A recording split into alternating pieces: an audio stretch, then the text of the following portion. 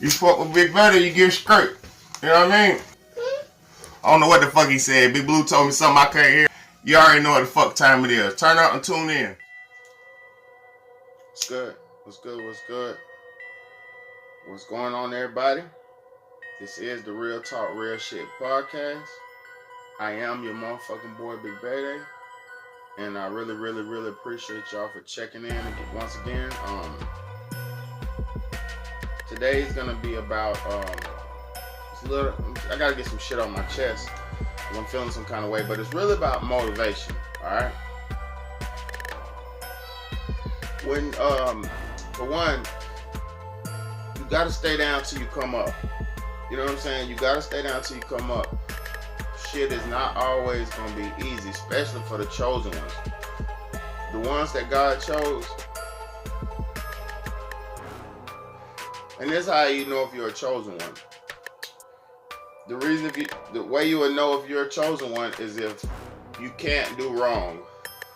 It's like no matter what's going on around you, you gotta stay on the right side. You gotta stay on point. It's like no matter how hard shit gets for you, you constantly get tested just to prove to yourself and to God that you're not a regular person. Like some people go through life and they can do whatever they want to do and they don't get held accountable, and it seems like they be getting away with murder. Like if you ever known somebody in your life that just seems like they get away with murder and everything, don't worry about that person. Don't worry about somebody who do wrong and get away with it, because that person is more likely either controlled by the devil or they're just on the opposite side of the spectrum. You know what I'm saying? So for people who are on God's side, on good side, you gotta you get held to a higher standard no matter what. You never get the easy way out. You never have the easy day. You never have shit handed to you. You never get you get blessed. You always get blessed. The good man always gets blessed. He always gets taken care of by God or whatever. He always gets the things he needs presented in your life, but it's not gonna be easy. It's gonna be after you go through your hardest hardship. And I feel like that's very important too, because you got, like, say if you're a spoiled child from like a rich parent. The child from the rich parent, the spoiled child from the rich parent, he gets everything handed to him.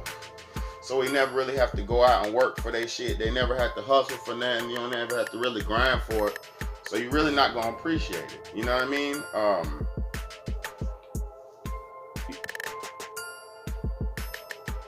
You know what I mean? You're not ever gonna really appreciate that if you don't grind for it. And on the other side of the spectrum, if you got somebody who ain't never had shit, nobody ever left them nothing, you got to get it out the mud. You're going to work hard for what you got. You're going to strive hard for what you have, and you're going to appreciate any little thing you get. You're going to appreciate every little thing you have because you had to work so hard to get it. You know what I'm saying? So it's really more or less of the journey. It's the journey in life. You know what I mean? It's that journey in life that makes you who you are. You know what I'm saying? So I appreciate all my hardships and all my struggles. You know what I'm saying? For anybody who knows me, and for y'all who don't know me, I'm gonna let you know a little situation, a small situation about staying down. Okay. For the last 3 months, I haven't had a car. I work about 7.8 miles exactly from my job. Okay. And when we didn't have the car, bless you. When we didn't have a car, my girl bought a bike for us, so we wouldn't have to pay for rides and cabs and shit, and ask people for rides and shit. So, but throughout those 3 months, people were looking out and stuff, and I thankfully appreciate everybody who looked out for your boy Big Betty and the fam, because people was looking out. But the only reason I believe people was looking out for me and us, because we look out for ourselves. Like, people ain't gonna help the motherfuckers who ain't helping themselves. You know what I mean? So with that being said, I had to for 2.5, 3 months, we had to ride bikes, we had to catch rides, we had to pay $80 a day in cabs, and that's just one of us to get there and back. It was like $40 each way. You know what I'm saying? Like, and that's crazy. Like, it just was crazy what we had to do to make it through. But we did it. We did everything we had to do. We took some losses, like trying to buy a car from off the lot. This pussy ass nigga stole $500 from us, our down payment and shit. So along this road, it was not easy. It was never easy. Like, it was never easy. The week before, okay, now just to let everybody know, we just recently got a car. You know what I'm saying? So we back on, you know, that was the only thing we didn't have was a car. You know what I'm saying? We got a house, we got jobs, we got all that shit. So the only thing we was lacking was the car. You know what I'm saying? So we back in the game with that. So like we got everything situated, but the damn struggle is real. And I was about to say, the week before I got my car, I had drove like 22 miles that one day on my bike. That whole trip that day, man, that shit was crazy. That 22 mile day was crazy because I'm a 33-year-old man riding goddamn 22 miles on the bike. That shit was crazy. You hear me? It was trying. I'm a strong motherfucker, but that shit was so real. I had to dig deep. Like, the wind be blowing, the cold, the weather, the rain, the sun, everything be for real. And it been wintertime too, so shit been real. So we made it through all that, you know what I'm saying? We got the car back on our feet and shit, but shit still don't be no joke for real niggas. Like, police pulled us over the other day. Everything legit. The day we got the tags legit and everything, police pulled us over and tried to run through the car and shit. They didn't look in the car or whatever because I know my rights and we didn't do anything. But I'm gonna be real with y'all. This world is has such a systematic divide in it. It don't even make sense. Like, it's classes and shit to this. Like, I could get a license. I don't have my driver's license right now, but I could get a license any day. I don't have nothing against me or nothing like that. But I don't want a driver's license right now because two things. I'm a black man, and they always pull a black man over. Anybody who can attest to this, man, hit that like button, that thumbs up button, because you could be the non-criminalist motherfucker in the world. You could be getting straight off work, sweating just because you got off work. They still will pull you over and hassle you. You know why? Because you black. You know what I'm saying? And to all my non-black people who are watching, don't hate on what I'm saying because you ain't been through this shit. You know, we all get profiled, even white people. Everybody get profiled. But don't hate on what I'm saying because this shit real. You know what I'm saying? People like to forget reality, like racism ain't going down. Bro, we're all in America. Women were just able to vote from the 50s? Black people only been able to vote ever since the 60s, late 60s, early 70s. So don't motherfucking get it twisted like we ever all equal in this motherfucker. Don't get it twisted. This shit is a classification, systematic system that been set up and is running. It's running the same way it was running back in the day. That's why the good old boys be talking about the good old days and shit. And you know what the fuck I'm talking about. The good old boys talking about the good old days and shit. That shit is real.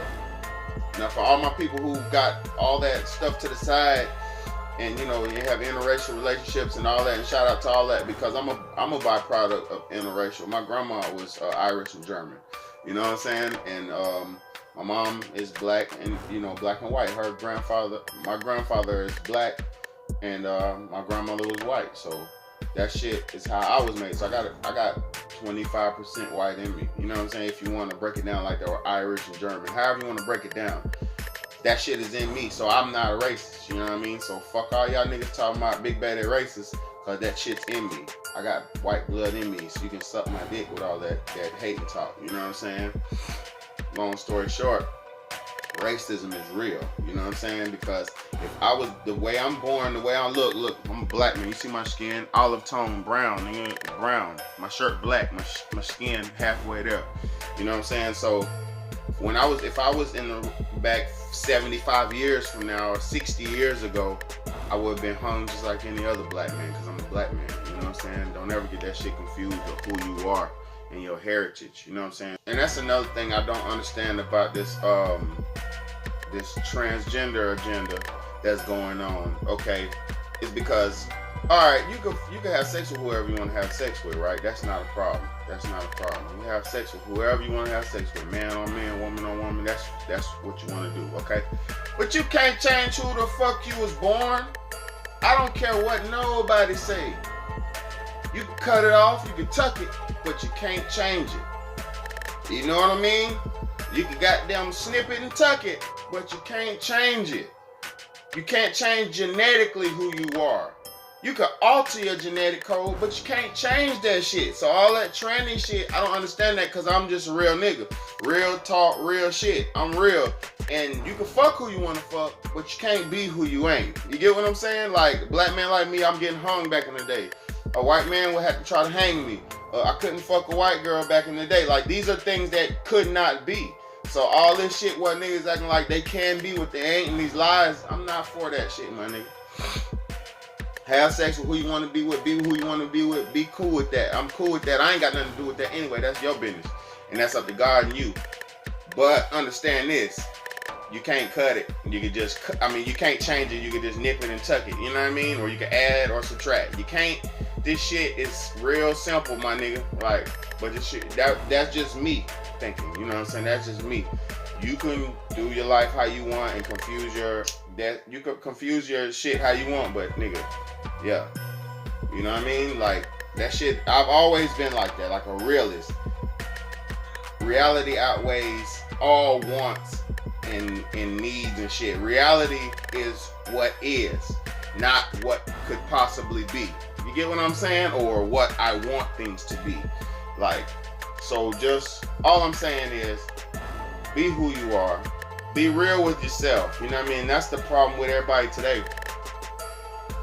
In my opinion, the problem with society is everybody's, we're in a state of motherfuckers not being real. Like, back in the day when I was coming up, it was places for everybody. It was a place for the nerd. It was a place for the softie. It was a place for the alpha. It was a place for the beta. It was a place for all of these classifications in life. Like, if you was a tough nigga, you played football and shit. You wrestled in school, or you fought, or you got the girls and shit. If you was a nerd, you worked on computers, you played video games. Like, it's a place for everybody, bro. America's so fucked up. America don't even, and I know I'm way off topic, but America doesn't even produce shit no more because we don't stand for nothing. Nobody is who they are. Niggas is who the system wants them to be. And that's sad, bro. Nobody's playing their position. You know what I mean? I feel like it's only a few real niggas like me in the world left who could really be who they're supposed to be because they don't watch other people. You don't watch somebody else and try to base your life off another nigga life. That's a fucking hater. And that's another thing. This is the last probably thing I want to address. All these haters, bro. If you worry about this is what defines a hater. Somebody who's basing their life off of another motherfucker's life. Somebody who's basing their social standing off of, or comparing their social standing to another person's social standing who have no, like, say if a poor man is looking at a rich man, right? Or a rich man looking at a poor man, it could be both ways. Two opposite sides of the spectrum. They're looking at each other like, damn, that poor man has fucking time on his hands. He could just not do anything. He doesn't have anywhere to go. He's lucky. He doesn't have anything to do. He don't have all these people coming up and crumbing up his ass for all his money and this and that. And then the poor man, he could be the exact opposite. Like, well, I wish I had some fucking money and I could go do some stuff. I could help out some of my people. I could go more places. I could do more things. It's like, so people who are looking at each other are worrying about each other and they're not playing their positions. You're not playing your position. So first off, stop fucking watching TV and looking at all these other people's lives and saying, ooh, I want some of that. Ooh, I could be like that. I could be like, no. Because once you figure out who you are, then you'll know exactly what you need to be doing out here in society. You know what I mean? Stop being a hater. Stop looking at a motherfucker and thinking you could be that person. You can't. Only thing you could do is either learn from that person and add some of that person's attributes to your life, or you can goddamn hate on them and do the opposite and try to tear them down. You know what I'm saying? So, long story short, be yourself. You know what I'm saying? This shit is already fucked up enough. You know what I'm saying? We don't need a bunch of damn clones out here biting everybody. You know what I mean? We need to really be each other, respect each other. You know what I'm saying? But I don't think it might not ever happen in my life. I might be one of the last real niggas left. You know what I'm saying? Give me a thumbs up if you want shit to get right. You know what I mean? And give me a thumbs up if you're gonna goddamn go out here and make it right. You know what I'm saying? Because it's up to us. It ain't up to nobody else. But I really appreciate y'all's time. I know I be talking this shit, but I be always talking about some real shit. So if you're really listening, man, you'll get something from it. But it's your motherfucking boy, Big Bayday. This is the Real Talk Real Shit podcast. I really appreciate y'all. I got my Real Talk Real Shit t-shirts. You know what I'm saying? I'm gonna be having these for sale coming up, but not yet. Cause I ain't trying to profit off a nigga, but let me know in my comments if you want the Real Talk Real Shit t-shirt. You know what I'm saying?